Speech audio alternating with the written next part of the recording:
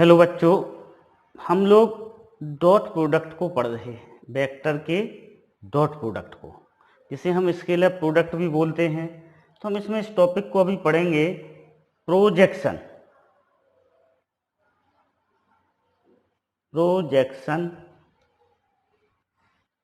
Of vector A on vector B.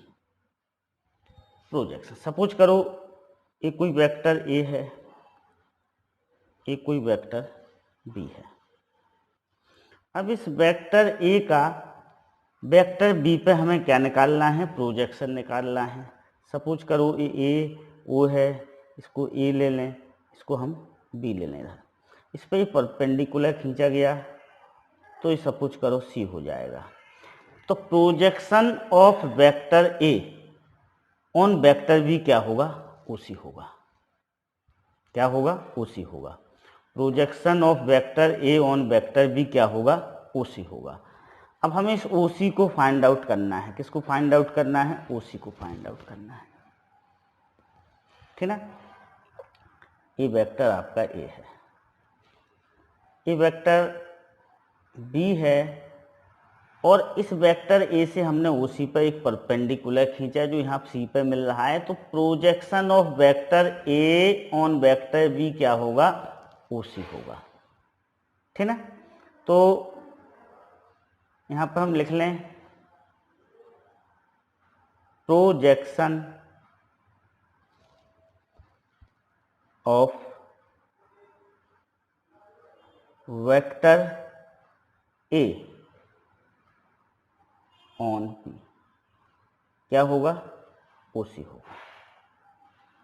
Sorry, vector नहीं होगा, ये सिर्फ ओसी होगा। क्या होगा? ओसी लेंथ।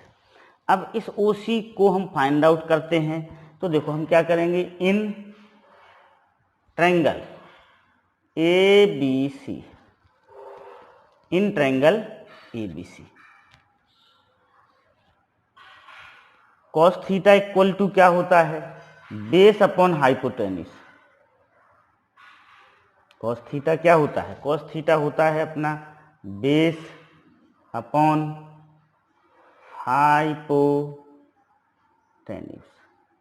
तो देखो कॉस थीटा, यहाँ पर बेस क्या है? ओसी है। हाइपोटेन्यूज क्या है? वेक्टर ए का मॉडुलस। ये ओ ए हाइपोटेन्यूज है, हम इसको ओ ए भी यहाँ पर लिख सकते थे, और यहाँ पर हमने इसे वेक्टर ए का मॉडुलस लिख लिया। तो ओ सी इक्वल टू क्या होगा? ओ सी इक्वल टू होगा वेक्टर ए का मॉडुलस कॉस थीटा। क्या होगा? वेक्टर ए का मॉडुलस कॉस थीटा होगा। अब देखो O C equal to vector A, हम कॉस थीटा की जगह क्या लिख सकते हैं? A dot B upon modulus A modulus B लिख सकते हैं। This is A dot B upon modulus B. तो ये प्रोजेक्शन आ गया, projection of vector A on vector B. तो क्या फार्मूला बन गया? देखो, projection of vector A on vector B is क्या हो गया? A dot B upon modulus B. ये फार्मूला बन गया, ठीक है। Understood? A dot B upon, ये अपना क्या बन गया? फार्मूला बन गया। तो एक फार्मूला ए है, दूसरा फार्मूला है यहाँ पर equal to vector A cos theta. एक ए भी फार्मूला होगा, ठीक ना। Projection of vector A on vector B का एक फार्मूला तो ये बन गया, A dot B upon modulus B. दूसरा फार्मूला होगा वेक्टर ए का मॉडुलस इंटू कॉस थीटा। और आपको पता है थीटा क्या है? यहाँ पर angle between A and B है। थीटा क्या है? थीटा यहाँ पर है एंगल, थीटा यहाँ पर angle between vector A and vector B है। Okay, understood, clear. इसी तरह से इन सिमिलर वे प्रोजेक्शन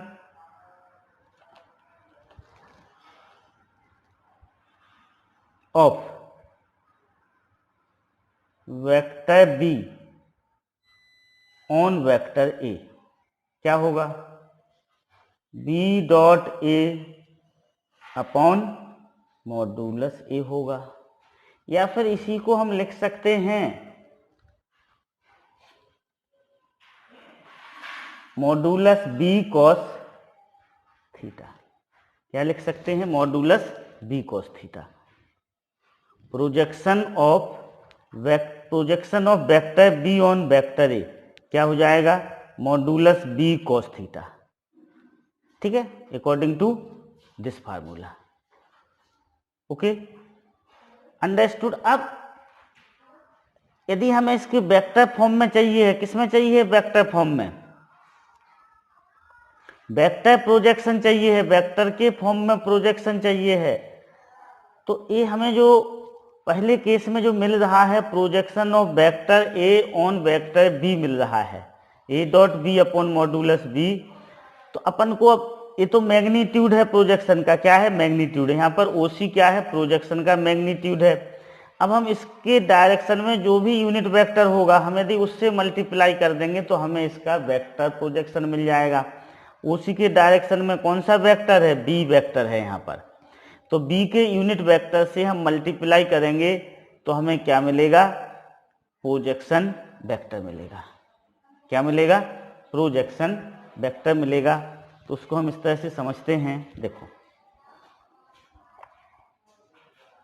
इस तरह से ले लें, vector projection, vector projection of A on B, vector projection of A on B क्या हो जाएगा, A dot B upon modulus B into unit vector of B. तो यूनिट वेक्टर ऑफ बी कैसे निकलेगा, B vector upon modulus B vector. इस तरह से समझना चाहिए। Okay, understood. Question number 10। इससे पहले वाले न्यूमेरिकल्स को हम पिछले लेक्चर्स में आप लोगों को समझा चुके हैं।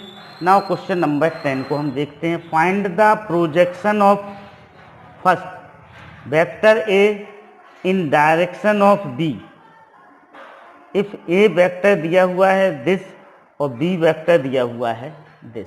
हमें प्रोजेक्शन निकालना है vector A on vector B का। ओके, देखो तो उसे हम फाइंड आउट करते हैं। क्वेश्चन नंबर 10, यहाँ पर वेक्टर ए कितना दिया हुआ है, वेक्टर ए दिया हुआ है 2i cap plus 3j cap. Vector B दिया हुआ है 3i cap plus 2j cap.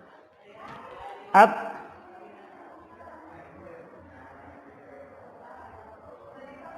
Projection of vector A on vector B क्या होगा, A dot B upon modulus B होगा, A dot B upon modulus B. तो हम A dot B को find out कर लें। ए डॉट बी को हम फाइंड आउट कर रहे हैं। तो देखो ए में आई का कोफिशिएंट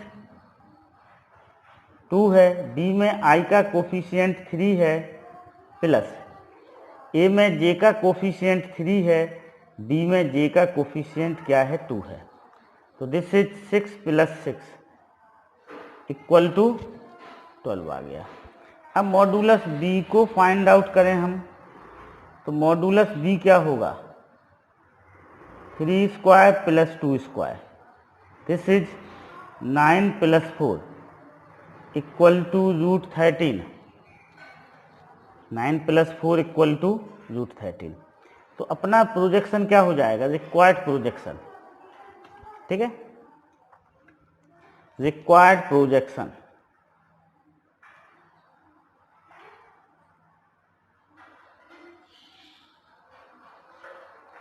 इस वाले फार्मूले में हमें वैल्यू पुट कर दें। a डॉट बी की जगह 12 रखें, मॉडुलस b की जगह √13, और क्या लिखेंगे, यूनिट लिखेंगे, इधर क्या लिखेंगे, यूनिट। Okay, understood. तो 10th का क्या हो गया, फर्स्ट हो गया, अंडरस्टूड। अब सेकंड क्वेश्चन को देखते हैं। सेकंड में बोला गया है find the projection of vector b in the direction of vector a, ठीक है। तो इसको हम लोग करते हैं। वेक्टर a का प्रोजेक्शन पूछा गया, वेक्टर b का प्रोजेक्शन पूछा गया है। किसका प्रोजेक्शन पूछा गया है, वेक्टर b का। तो यहाँ पर 10th का सेकंड है, हम वेक्टर a लिख लें। वेक्टर a कितना दिया हुआ है, 2i cap plus 3j cap minus 2k cap, ठीक है। वेक्टर b को लिख लें, कितना दिया हुआ है, वेक्टर b दिया हुआ है i cap plus 2j cap plus 3k cap, ये वेक्टर b दिया हुआ है। अब हम b डॉट a को फाइंड आउट कर लें। किसको फाइंड आउट कर लें, b डॉट a को। तो यहाँ पर b में i का कोफिशिएंट 1 है, a में i का कोफिशिएंट 2 है, वेक्टर b में j का कोफिशिएंट 2 है, वेक्टर a में j का कोफिशिएंट 3 है, इसी तरह k का कोफिशिएंट 3 और ये -2। दिस इज 2 + 6 - 6 इक्वल टू 2 हो जाएगा।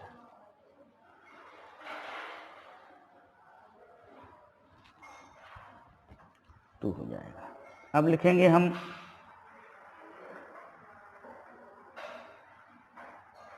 Projection of vector b on vector a। क्या होता है, b dot a upon modulus. अब b डॉट a की जगह हमने 2 लिख लिया, मॉड्यूलस a की वैल्यू निकाल लें हम। 2 का स्क्वायर 4 होगा, 3 का स्क्वायर 9 होगा, -2 का स्क्वायर भी 4 होगा। This is 2 upon √17 unit. क्या हो जाएगा, 2 अपॉन √17 यूनिट होगा। Okay, now next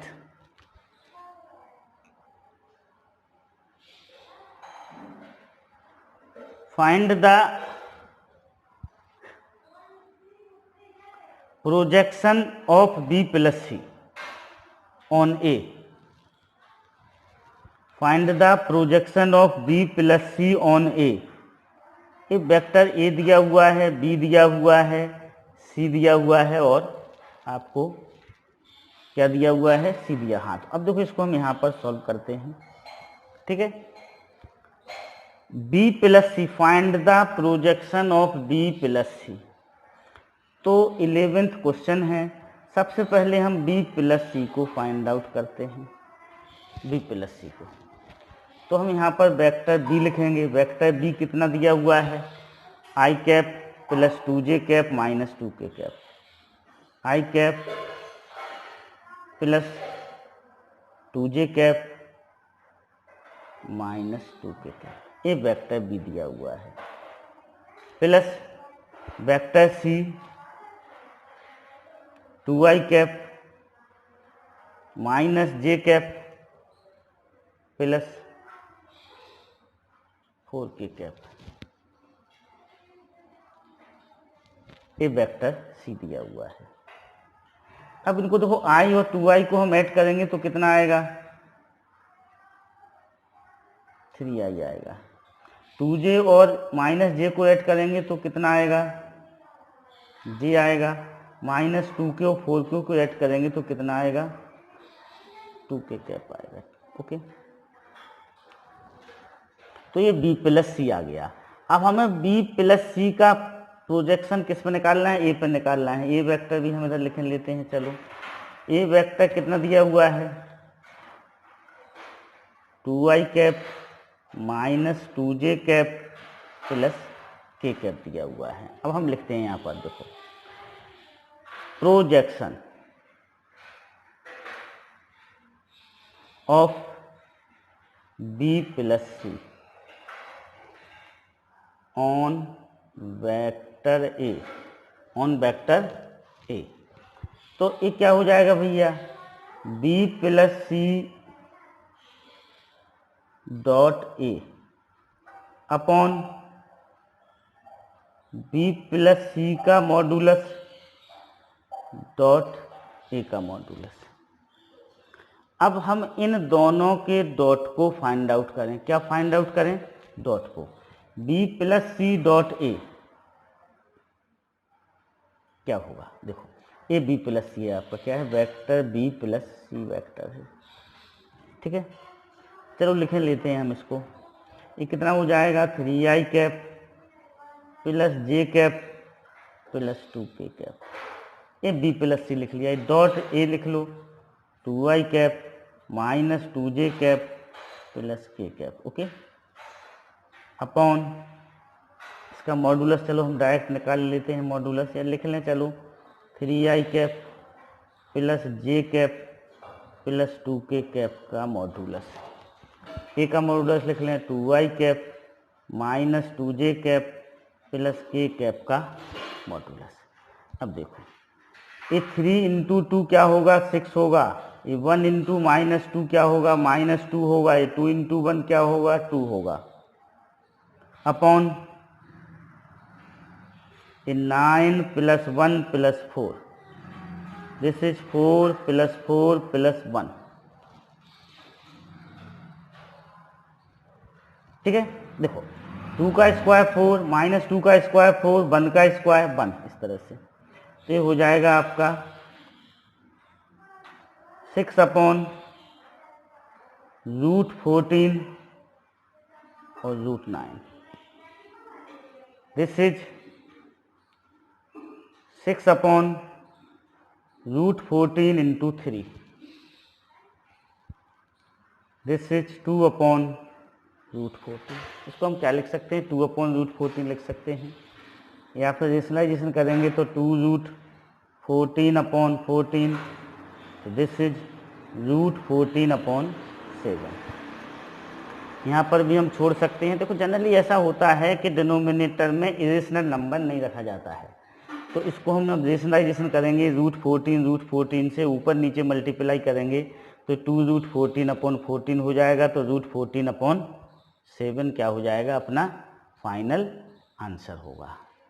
now question number 12, using vectors find the projection of the line joining the points 1 -1 1 and -2 3 4 on the line joining the points 4 -3 5 and 7 8 7। इसे हमें vector method से find out करना है। Specially लिखा हुआ है using vector. Okay, तो देखो हम किस तरह से फाइंड आउट करेंगे उसको हम लोग समझते हैं। देखो, हम सब ए पॉइंट ले लेंगे हम 1 -1 1, बी पॉइंट्स को ले लेंगे -2 3 4, सी पॉइंट को 4 -3 5 और डी पॉइंट को 7 8 7 ले लिया। अब हमें क्या निकालना है, projection of A B on C D निकालना है। तो हम सबसे पहले ओ ए को फाइंड आउट करेंगे। तो आई कैप, ये माइनस जे कैप, ए के कैप हो जाएगा इससे। फिर ओ बी क्या होगा, ये -2i कैप, इससे बना -2 से। ये 3j कैप, ये 3 से बना। ये 4k कैप, इस 4 से बना। फिर ओ सी 4i कैप, इस 4 से बना। -3j, इस -3 से बना। 5k कैप, इस 5 से बना। इसी तरह O D 7i cap plus 8j plus 7k cap. अब हम A B, vector A B बराबर क्या होगा, ओ बी माइनस ओ ए होगा। अब ओ बी ये -2i है, ये -i है, तो -3i हो जाएगा। 3j और ये तो 4j हो गया। ये 4k और ये k, तो ये 3k हो गया। ठीक है। अब सी डी कैसे मिलेगा हमें, ओ डी माइनस ओ सी से मिलेगा। तो 7i में से 4i चला जाएगा तो 3i बचेगा, 8j में से माइनस तो 11j, और 7k में से ये माइनस 5k चला गया तो ये 2k हो गया। तो जी हमें ए बी मिल गया, जी सी डी मिल गया। अब हमें क्या निकालना है, हमें निकालना है projection of A B on C D, ये निकालना है हमें। देखो क्या फाइंड आउट करना है, projection of A B on C D, projection of A B on C D. तो क्या होगा, A B dot C D upon C D का मॉडुलस होगा।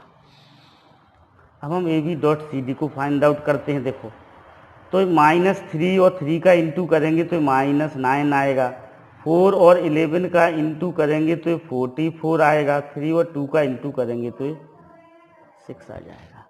अब हमें सी डी का मॉडुलस चाहिए है। तो देखो भाई 3 का स्क्वायर 9, 11 का स्क्वायर 121 और 2 का स्क्वायर 4 होगा। This is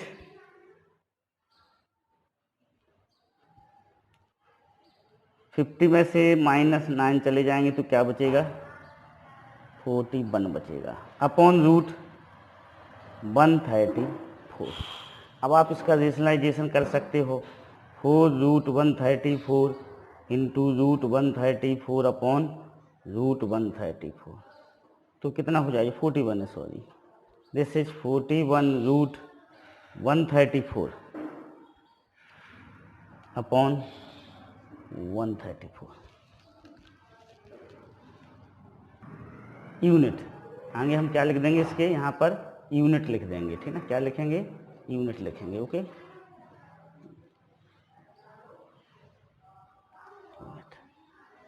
okay, understood, clear. So this is our final answer. Okay, now question number 13. Find the vector projection of the vector 7i cap plus j cap minus 4k cap on first, 2i cap plus 6j cap plus 3k cap। यहाँ पर vector projection पूछा है, तो जो projection है हमें vector के terms में चाहिए। किसके टर्म में चाहिए है, वेक्टर के टर्म्स में। ओके, देखो सिंपल फार्मूला क्या होता है प्रोजेक्शन का, projection of vector A on vector B क्या होता है, आपको पता है कि होता है आपका A dot B upon modulus B. इसमें मैग्नीट्यूड निकलेगा प्रोजेक्शन का, क्या निकलेगा, मैग्नीट्यूड। हमें वेक्टर चाहिए है, तो देखो किस डायरेक्शन में पूछा है, बी के डायरेक्शन में पूछा है। किसके डायरेक्शन में पूछा है, तो हम इसे बी के यूनिट वेक्टर से मल्टीप्लाई कर देंगे, तो ये ऐसा बन जाएगा, देखो A dot B upon modulus B, और बी का यूनिट वेक्टर क्या होगा, बी का यूनिट वेक्टर होगा vector B upon modulus B, क्योंकि उसने पूछा है क्या है, वेक्टर प्रोजेक्शन हो गया। अब क्या हो गया, vector projection of vector A on vector B, A हो गया। क्या हो गया, A dot B upon modulus B, ये तो प्रोजेक्शन का मैग्नीट्यूड है, क्या है, मैग्नीट्यूड है। अब हमें वेक्टर के साथ चाहिए है, तो जिस डायरेक्शन में हम प्रोजेक्शन निकाल रहे हैं उस डायरेक्शन का यूनिट वेक्टर से हम क्या कर देंगे, मल्टीप्लाई कर देंगे। तो हमें इसको फाइंड आउट करना है, A dot B upon modulus B into vector B upon modulus B. Okay, understood, clear. अब देखो तो हम इसे लेते हैं, देखो यहाँ पर फर्स्ट क्वेश्चन में वेक्टर ए दिया हुआ है, ये दिया हुआ है वेक्टर, इसे लेंगे हम 7i cap plus j cap minus 4k cap को, और वेक्टर बी लेंगे हम इसको 2i cap plus 6j cap plus 3k cap.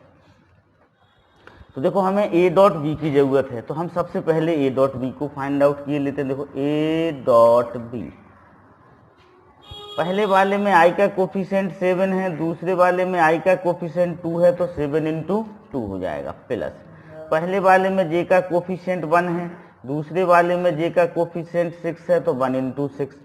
फिर पहले वाले में k का कोफिशिएंट कितना है -4, प्लस साइन लगाया -4 लिखा, यहाँ पर k का कोफिशिएंट कितना है 3 है। क्लियर? तो ये हो जाएगा आपका 14 plus 6 minus 12, this is 20 minus 12 कितना हो जाएगा 8 हो जाएगा। 20 माइनस 12 क्या हो जाएगा 8 हो जाएगा। तो हमें क्या मिल गया a डॉट बी मिल गया। क्या मिल गया a डॉट बी। अब हमें मॉडुलस b की जरूरत है, तो हम मॉडुलस b को भी फाइंड आउट कर लें। ऐसा रूट लगाया।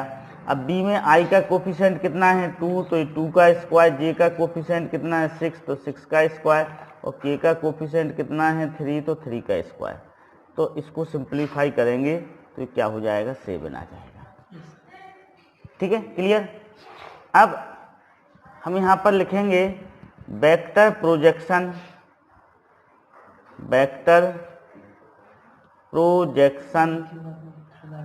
Of A on B.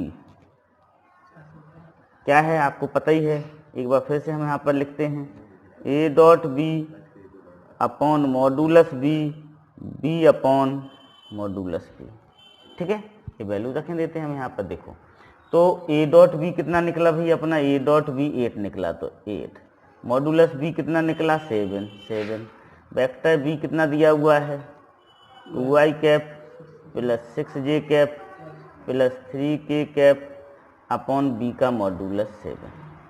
ठीक है ना?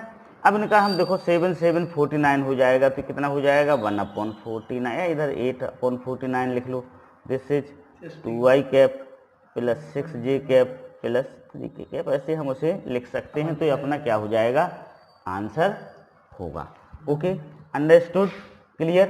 तो देखो generally projection of A on B होता है, आपको पता ही है क्या होता है, A dot B upon modulus B. अब यहाँ पर वेक्टर प्रोजेक्शन की बात हो रही है, तो हम इसको बी के डायरेक्शन में बी के डायरेक्शन में प्रोजेक्शन फाइंड आउट कर रहे हैं। तो वेक्टर बी का हम यहाँ पर क्या लिखेंगे यूनिट वेक्टर लिखेंगे। यूनिट वेक्टर आपको पता ही है, किसी भी वेक्टर के डायरेक्शन में हमें यूनिट वेक्टर फाइंड आउट करना हो तो उस वेक्टर को उसके ही मॉडुलस से डिवाइड कर देते हैं, तो हमें क्या मिलता है यूनिट वेक्टर मिलता है। ओके, नाउ इसी का क्वेश्चन नंबर 2 को हम लोग देखते हैं। क्वेश्चन नंबर 2 में क्या है भाई, देखो 13 का सेकंड, तो हम ए तो वही लेंगे 7i कैप लेंगे plus j cap minus 4k cap लेंगे। बी आपका चेंज हो जाएगा, ये बी हो जाएगा 7i cap plus j cap minus 3k cap. ठीक ना? हमें क्या निकालना है वेक्टर प्रोजेक्शन निकालना है, vector projection of A on B निकालना है। तो ये क्या होगा भैया A dot B upon modulus B, A dot B upon modulus B. ये तो हमने वेक्टर प्रोजेक्शन का मैग्नीट्यूड निकाल लिया, बी के डायरेक्शन में चाहिए है, तो vector B upon vector B का मॉडुलस। ठीक है ना? अब हम ए डॉट बी को फाइंड आउट कर लें, तो ए डॉट बी कितना आएगा, ए डॉट बी आएगा 7 into 7 plus 1 into 1 plus minus 4 into minus 3, तो 49 प्लस 1 प्लस 12, तो 62 आएगा। कितना आएगा 62। अब हम b का मॉडुलस फाइंड आउट कर लें, तो b का मॉडुलस कितना होगा 7 का स्क्वायर 49, 1 का स्क्वायर 1 माइनस 3 का स्क्वायर 9, तो कितना आ जाएगा √59 आएगा। अब बस इसमें वैल्यू रख दें। देखो ए डॉट बी की वैल्यू क्या होगी निकाली है हम लोगों ने 62, मॉडुलस बी की 59, वेक्टर बी लिख लो अब इधर। ठीक है, क्या लिख लूँ वेक्टर बी क्या है 7i cap plus J cap minus 3k cap upon root 59। ये कितना हो जाएगा 62 अपॉन 59 7i cap plus J cap minus 3k cap. Okay, this is our final answer. Okay, now question number 14। Let u, v and w be vectors such that vector u plus vector v plus vector w equal to null vector है, zero vector है। तीनों vector को जोड़ने पर zero vector आ रहा है। If modulus u equal to 3, modulus v equal to 4, modulus w equal to 5, then find u dot v plus v dot w plus w dot u। Okay, अब यहाँ पर देखो तीनों वेक्टर का सम कितना है, 0 है, 14। तो vector u plus vector v plus vector w equal to 0 दिया हुआ है।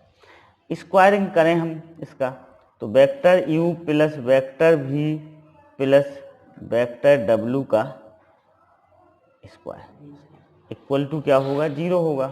0 का स्क्वायर 0 होगा। अब देखो ये क्या हो जाएगा, वेक्टर u का स्क्वायर प्लस वेक्टर v का स्क्वायर प्लस वेक्टर w का square plus 2 u dot v plus v dot w plus w dot v equal to क्या होगा, 0 होगा। ठीक है, अब आपको पता है कि वेक्टर का स्क्वायर उसके मॉडुलस का स्क्वायर होता है, तो दिस इज ये हो जाएगा ये, प्लस v वेक्टर के मॉडुलस का स्क्वायर प्लस w वेक्टर के मॉडुलस का स्क्वायर प्लस, इसको थोड़ा नीचे लिखें तो सही रहेगा, वो सही नहीं दिख रहा, ठीक ना। तो वेक्टर u का स्क्वायर मॉडुलस का स्क्वायर, वेक्टर v के मॉडुलस का स्क्वायर, वेक्टर w के मॉडुलस का square plus 2 u dot v plus v dot w plus w dot v equal to 0। अब देखो u का मॉडुलस हमें दिया हुआ है 3, कितना दिया हुआ है, 3 दिया हुआ है, तो दिस इज 3 स्क्वायर। v का मॉडुलस हमें 4 दिया हुआ है, तो 4 का स्क्वायर। w का मॉडुलस हमें 5 दिया हुआ है, 5 का square plus 2 u dot v plus v dot w plus w dot v equal to 0। अब देखो ये 25 हो जाएगा, इस 16, 25 16 41 और 9 50 हो जाएगा। तो ऐसा हो जाएगा 2 u dot v plus v dot w plus w dot v equal to -50। कितना होगा, -50 होगा। तो u dot v plus v dot w plus w dot v equal to -50 upon 2। इसकी वैल्यू अपना आंसर कितना आ जाएगा, -25 अपना आंसर आ जाएगा। Okay, understood, clear. Now next question number 15। Find the angle between the vector A I cap minus J cap plus √2k cap makes with the coordinate axis. इस vector के द्वारा coordinate axis के द्वारा जो angle बनाया गया है उसको हमें फाइंड आउट करना है।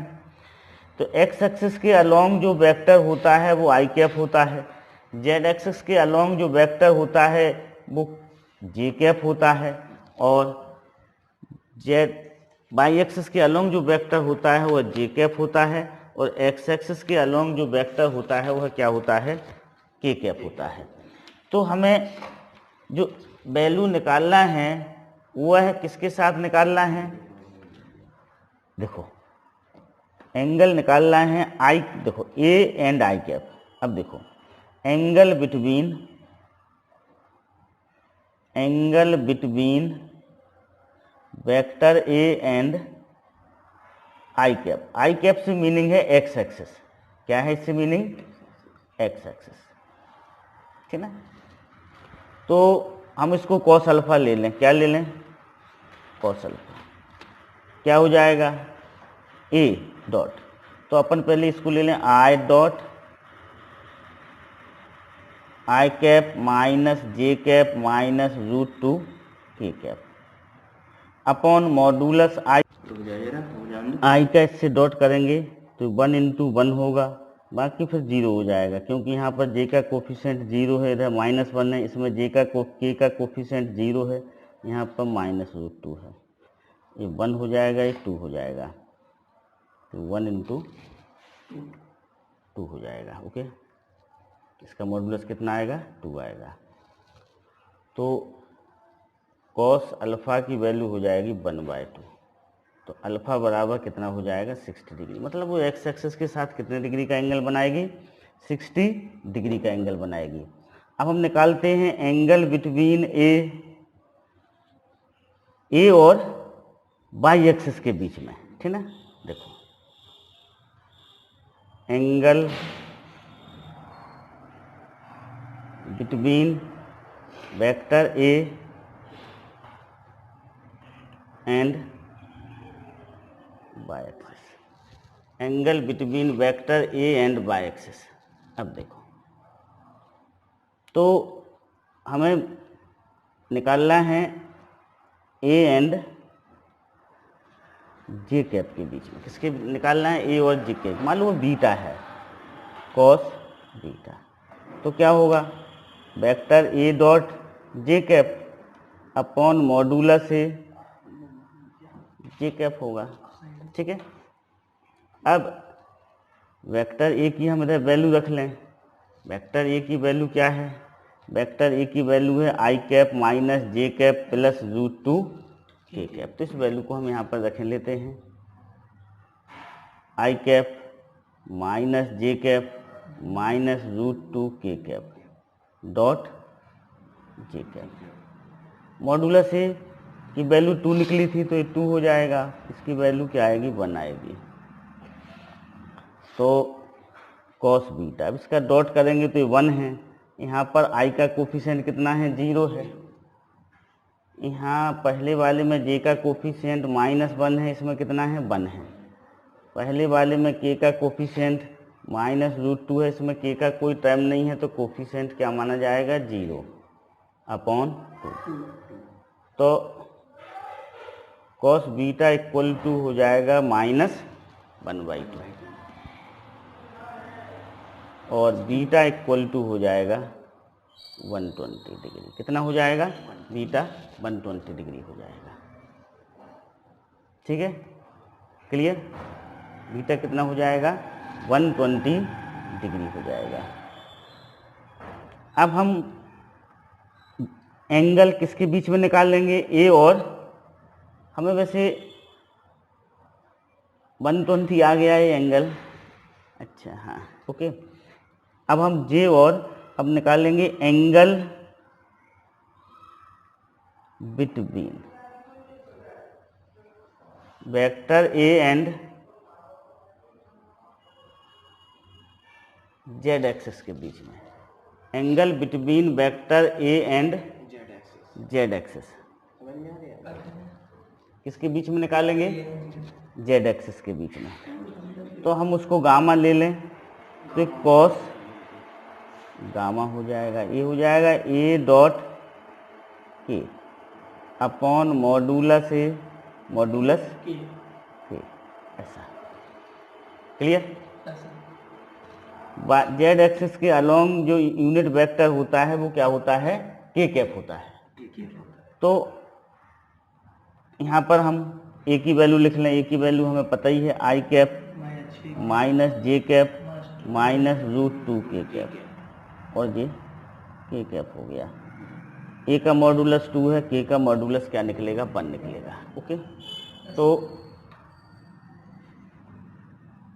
कॉस गामा ये हो जाएगा 1 into 0 plus -1 into 0 plus -√2 into 1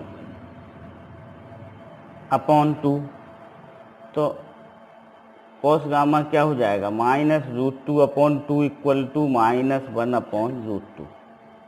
तो गामा इक्वल टू हो जाएगा 135 डिग्री। कॉस 135 की वैल्यू क्या होती है, -1 अपॉन √2 होती है। ओके, इसी तरह कॉस 120 की वैल्यू -1/2 होती है। तो जो ए वेक्टर है वह एक्स एक्सिस के साथ 60 डिग्री का एंगल बना रहा है। कितने डिग्री का बना रहा है, 60 डिग्री का।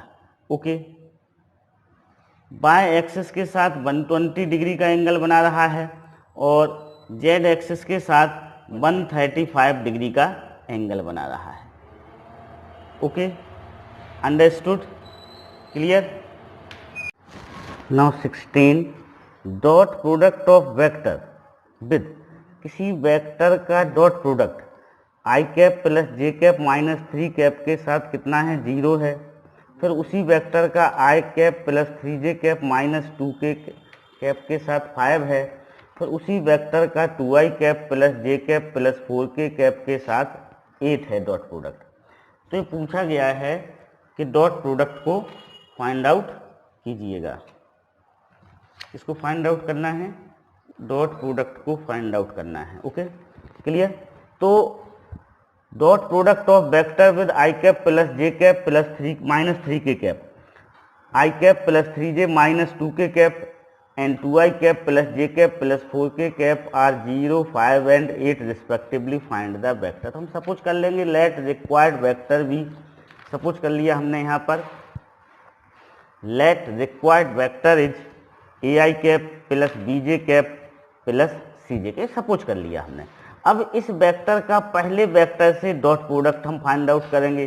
तो ai cap plus bj cap plus ck cap dot i cap plus j cap minus 3k cap, और वो कितना दिया हुआ है, 0 दिया हुआ है।